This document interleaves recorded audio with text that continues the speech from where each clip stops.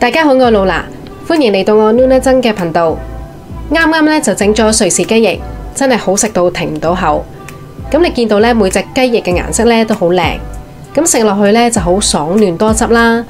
咁自己整嘅瑞士汁咧其實就好簡單，咁要嘅技巧咧我就已經全部濃縮晒喺呢條片入面啦。咁你記住睇到最後就會識得點樣整瑞士雞翼。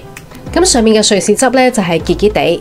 咁側邊嘅瑞士汁咧就可以攞嚟撈飯啦，咁啊特別開胃同埋滋味嘅。咁除咗訂閱我嘅頻道之外咧，記住要 share 出去，最緊要咧就係撳埋隔籬嘅細鐘仔，咁我出咗新片咧，先可以通知到你一齊整嘢食噶。出面好多地方咧都有一支支嘅瑞士汁賣嘅，有時間嘅話咧，我就中意自己整瑞士汁。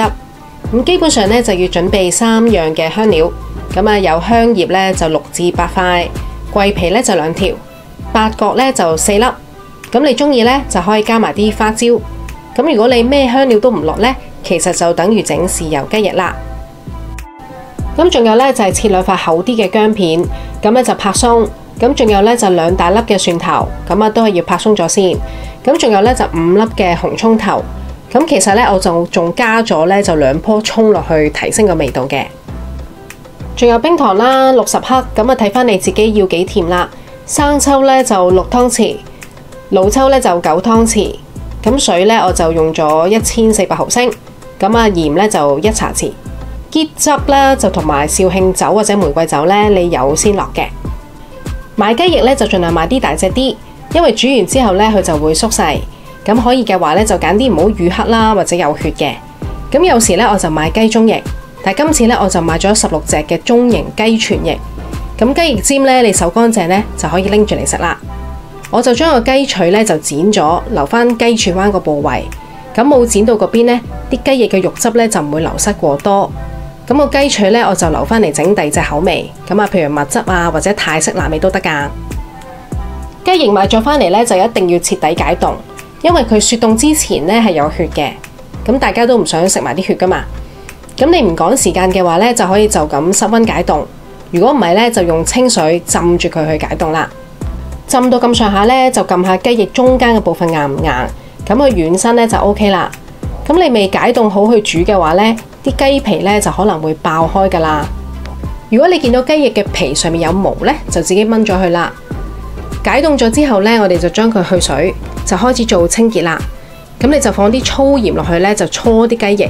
咁啊，將佢放喺度5分鐘之後咧，就開水將佢洗乾淨。咁啊，逐隻雞翼咧將佢揸水，咁就會有啲血水走出嚟。就係呢啲血水咧，搞到個雞翼就有腥味。我哋去揸嗰啲雞翼咧，就可以幫我哋去除啲腥味啦。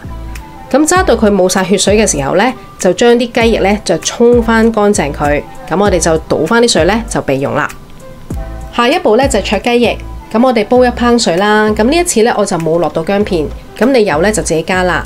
灼雞翼咧就有3個目的。第一咧就係將個血水雜質逼出嚟，將佢浮面。第2咧就係想將個雞翼脹大佢，同埋定咗個造型。咁第3咧就可以將個雞翼嘅表面咧嘅肥膩咧就係去咗，咁啊令到個雞翼咧就更加容易上色嘅。咁而家咧我哋水滾之後咧，就將全部啲雞翼咧就用中大火咧就將佢灼2至3分鐘。咁啊記住咧就唔係將佢煮熟喎。咁咧就唔使冚蓋嘅。咁其實咧，我哋而家已經開始咧去浸個雞翼。咁呢個時間咧，我就準備1大碗嘅冰水。等啲雞翼咧出好水之後咧，我就將佢沖涼。咁跟住咧就放入呢個冰水入面咧，將佢過冷河，就同佢做凍嘅 SPA 嘅。咁第一個好處咧就係利用冷縮熱脹咧，將啲雞翼咧就收緊個皮。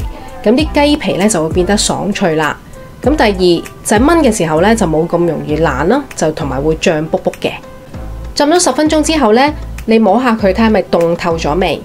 咁跟住咧雞翼咧呢個時間應該就定咗型啦，同埋咧就好有彈性。咁但係記住咧要將佢整乾咗咧，先好將佢放入之後嘅瑞士汁。如果唔係咧，你就將個瑞士汁咧就會整到變稀噶啦。啲瑞士雞翼咁好食咧，就因為佢上面有啲結結地嘅瑞士汁。咁而家我哋一齊整啊，其實好簡單嘅啫。我哋開火，咁啊落啲油。咁首先咧就將個香料爆香，咁就有桂皮啦、香葉同埋八角。咁有啲食譜咧就會放埋草果，咁但係我冇加咧，但係都已經好好味啦。咁加啲薑片啦，同埋拍鬆咗嘅蒜頭同埋紅蔥頭。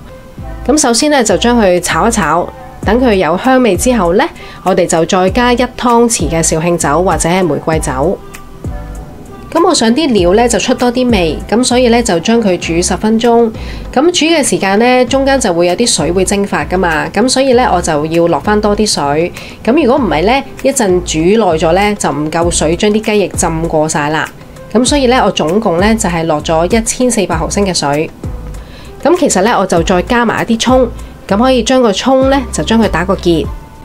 其實瑞士雞翼呢就同瑞士係冇關嘅，咁喺瑞士呢就食唔到瑞士雞翼嘅，只係呢以前就有人話雞翼呢就好 sweet， 咁聽嘅人呢就以為佢講 Swiss， 咁呢另一個講法呢就係話佢用咗瑞士汁去整，就係好甜嘅意思。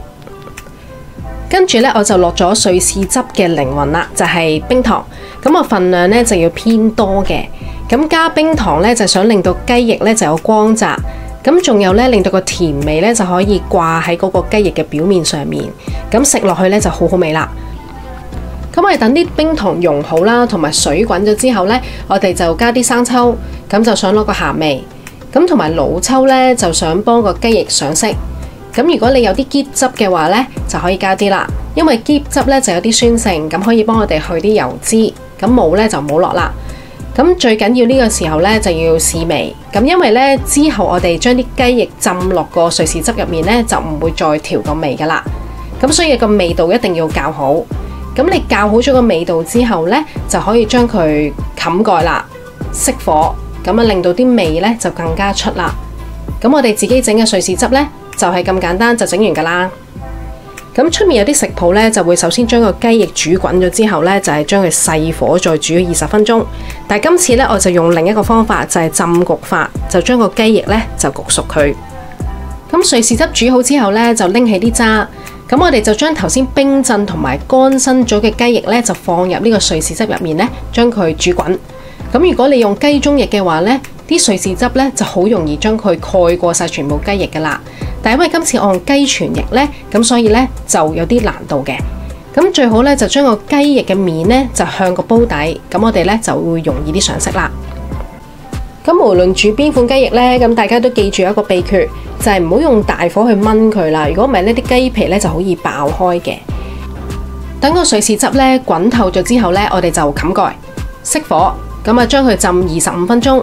咁我哋就想將個雞翼呢就焗熟。20分鐘之後呢，我就會開蓋檢查下雞翼上色嘅情況，有需要呢，就自己轉下雞翼嘅位置啦。咁最好呢，頭先就係調好晒瑞士汁嗰個味啦，同埋個色水啦。咁但係萬一你覺得雞翼唔上色嘅話呢，你就可以喺呢個時候加翻少少嘅老抽。咁同時間如果鹹咗啲嘅話呢，你就自己加翻啲冰糖水落去調翻啱嘅甜度啦。因為我哋啱啱開咗次蓋啊，咁所以呢，我就會開翻個火，將佢煮滾，冚翻個蓋，熄火，咁啊將佢焗20分鐘，咁樣做出嚟嘅雞翼呢，就一定會熟啦。咁你唔趕住食嘅話呢，就可以將佢放喺度浸耐啲，入味啲。咁譬如你下晝浸啦，咁啊夜晚要食嘅時候呢，先整翻熱啦。去到最後一步啦，就係將個瑞士汁將佢變結。咁我哋呢，就記住要睇火，咁啊開中細火呢，就將個瑞士汁煮滾。濃縮將佢收水，咁你煮到呢，就覺得佢有啲結啦，咁同埋滴落嚟呢，就係慢啲、重身啲，咁就 OK 啦。咁你見到呢個瑞士汁呢，就會掛住咗喺隻匙羹上面，咁跟住呢，你就可以熄火啦。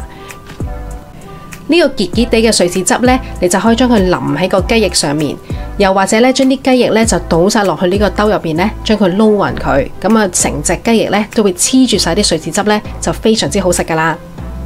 剩翻落嚟嘅瑞士汁呢，就可以放喺雪櫃 keep 到1個禮拜，咁留翻落嚟浸雞腳啊、雞翼尖或者撈麵呢，咁啊好多唔同嘅用法噶。今次想同大家整嘅瑞士雞翼呢，就已經整完啦，真係好好食，你哋都試下整啊！記住 like、share 同埋 subscribe 我嘅頻道，記住撳埋隔離嘅細鐘仔，希望好快又同大家空氣中分享，多謝晒。